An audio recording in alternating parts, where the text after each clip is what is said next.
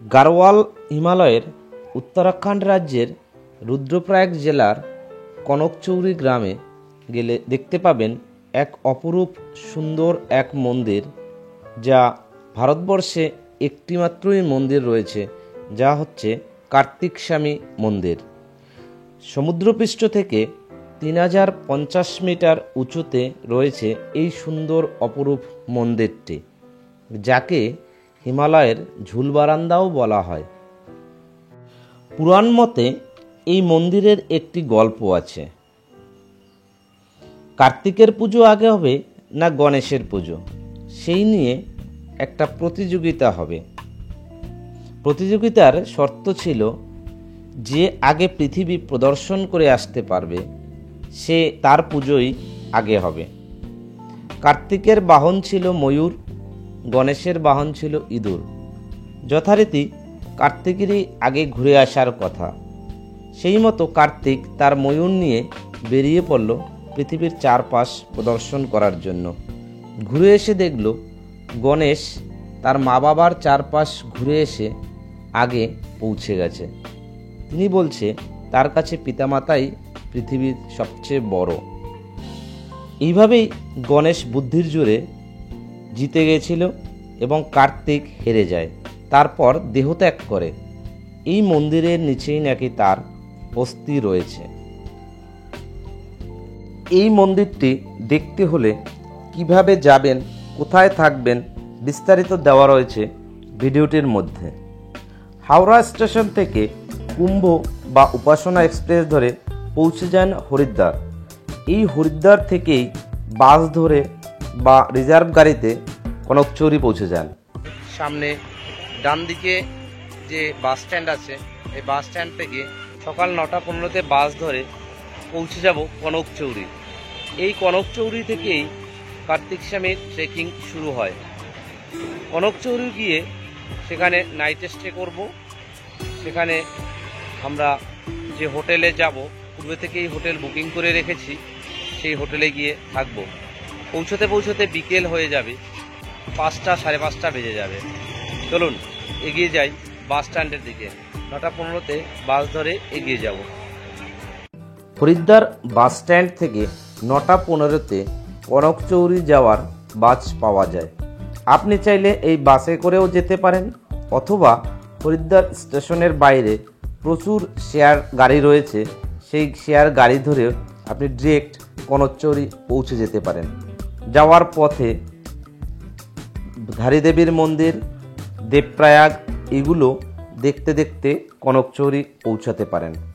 কনকচৌরিতে নেমেই কনকচৌরির ঠিক উপরেই আমাদের সেই হোটেলটি ছিল। এই রাস্তাটি ধরেই আমরা ধীরে ধীরে কনকচৌরি মেন রোড থেকে আমরা 50 মিটার উপরে আমরা হোটেল নিয়েছিলাম। যেতে যেতে বিকেল হয়ে গেছিল, তাই আমরা আর ট্রেকিং করিনি। এই নিচেই এই হোটেলটিতে আমরা ছিলাম। আপনি চাইলে পূর্ব থেকেও এই হোটেল বুকিং করে নিতে পারেন। এই হোটেলটিতে থাকার কারণ, এখানে বসে চৌখাম্বার সেই অপরূপ দৃশ্য আপনারা দেখতে পাবেন।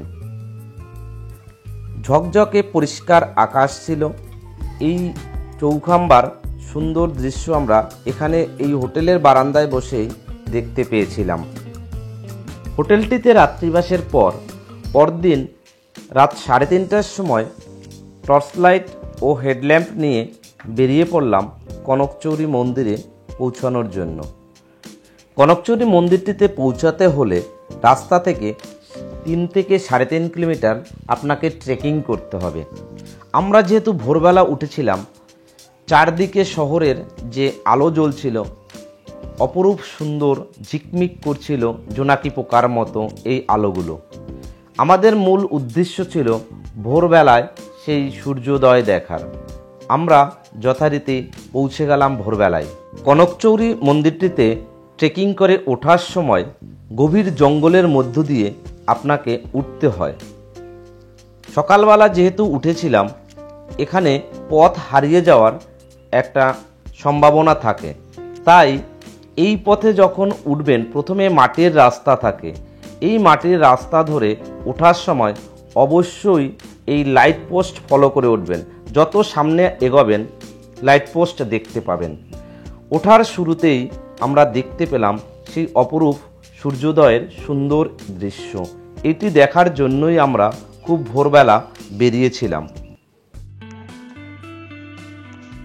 অবশেষে সেই গেটে চলে এলাম, মূল গেটে। এই গেট থেকে একটু সামনে গেলেই সেই 472টি সিঁড়ি পেরিয়ে মন্দিরে প্রবেশ করতে হবে। দেখুন, এই হলো সিঁড়ি স্টার্ট।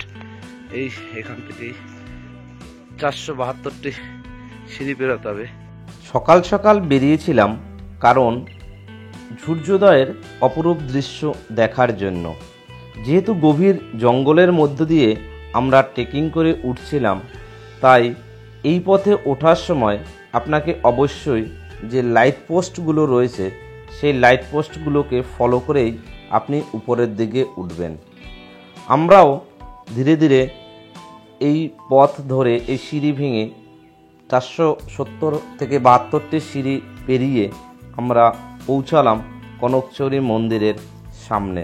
মন্দিরের সামনে পৌঁছালে আপনার মন ভরে যাবে। চারিদিকের প্রকৃতি। মন্দিরের সামনে ওঠার পূর্বেই আপনাকে খাড়া অনেকটা সিঁড়ি ভাঙে আপনাকে মূল মন্দিরের সামনে পৌঁছাতে হবে। আমরাও যথারীতি এই সিঁড়িগুলো ভেঙে সামনের দিকে এগিয়ে মন্দিরের কাছে পৌঁছালাম।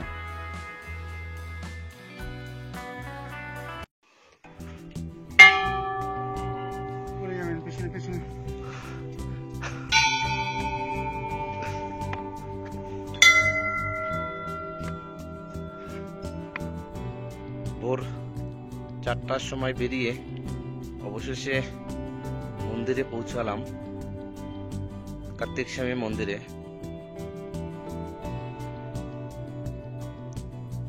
একদম ফাঁকা, তেমন কোনো দর্শনার্থীদের কোনো ভিড় নেই মন্দিরে। এত সুন্দর ভিউ, 360 ডিগ্রি ঘুরে দেখা যায়। মন্দিরে যে রেলিংগুলো রয়েছে, সমস্ত রেলিংগুলোতে ঘন্টা বাঁধা রয়েছে। প্রবেশের মুখেই দেখতে পাবেন একটি ময়ূরের স্ট্যাচু। এই ময়ূরের স্ট্যাচু দেখার পর ধীরে ধীরে মন্দিরের ভিতরে প্রবেশ করলাম। আমরা যেহেতু খুব ভোরবেলা পৌঁছে গেছিলাম, তাই এখানে দর্শনার্থী খুব একটা বেশি ছিল না, হাতে গোনা কয়েকজন ছিল। মন্দিরের প্রহিত তখনও এসে মন্দিরে পৌঁছায়নি। তার আগেই আমরা চারপাশের মন্দিরের প্রকৃতি দর্শন করলাম এবং এই মন্দিরের চারপাশে যদি আপনি ঘোরেন তাহলে যে উত্তরাখণ্ডের গাড়োয়াল হিমালয়ের বিভিন্ন শৃঙ্গগুলো আপনার চোখে পড়বে এবং সকালবেলার যে সূর্যোদয়ের দৃশ্য আপনি দেখতে পাবেন। আমরা যেহেতু মন্দিরে খুব ভোরবেলা পৌঁছে গিয়েছিলাম, প্রচণ্ড ঠান্ডা ছিল। খালি পায়ে মন্দিরে প্রবেশ করছিলাম। সিঁড়ি ভেঙে উপরে ওঠার পর জুতো রেখে খালি পায়ে মন্দিরে প্রবেশ করলাম। পুরোহিত আসার পর আমরা মন্দিরের দরজা খুলল এবং এই মন্দিরের ঠাকুরকে আমরা দর্শন করলাম। দর্শন করে পুজো দিয়ে এই মন্দিরের চারপাশের ঘুরে ঘুরে আমরা বেশ কিছুক্ষণ সময় কাটালাম। যেহেতু ভোরবেলা পৌঁছেছিলাম, আকর্ষণীয় ছিল এই সূর্যোদয়। ভোরবেলা এই সূর্যোদয় দেখার জন্যই খুব ভোরে আমরা বেরিয়েছি। সূর্যোদয়ের দেখার সঙ্গে সঙ্গে এই সূর্যের রশ্মি যখন গাড়োয়াল হিমালয়ের বিভিন্ন পর্বতশৃঙ্গের উপরে পড়ে তখন অপরূপ লাগে দেখতে। আপনি এখানে উঠলেই দেখতে পাবেন কোন কোন শৃঙ্গ দেখতে পাবেন, তার একটি বোর্ড এখানে ঝোলানো আছে। এই বোর্ড অনুযায়ী আপনি সকালবেলা যে শৃঙ্গের মাথায় সূর্যের আলোগুলো পড়ে সেগুলো আপনি এখানে দাঁড়িয়ে দাঁড়িয়ে দেখতে পারেন। আমরাও বেশ চৌখাম্বার মাথায় প্রথম সূর্যের আলো পড়ার সেই দৃশ্য দেখলাম। চৌখাম্বা, কেদারনাথ, বদ্রীনাথ, বিভিন্ন নীলকণ্ঠ প্রভৃতি পাহাড়ের মাথায় যখন এই শৃঙ্গগুলোর মাথায় যখন সূর্যের আলো পড়ে, সব আপনি পরপর এখানে দেওয়া রয়েছে, দেখতে পারেন। অপরূপ সুন্দর দৃশ্য।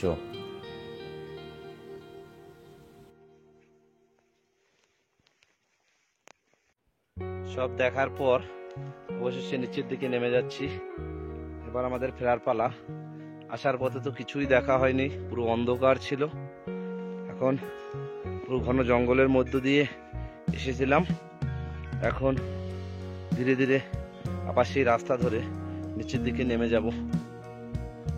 কার্তিক স্বামী মন্দিরটিতে যখন আমরা ভোরবেলা প্রবেশ করেছিলাম, আমরা যেহেতু নিচের হোটেলে ছিলাম তাই ভোরবেলা উঠেছিলাম রাত থাকাকালীন সময়ে।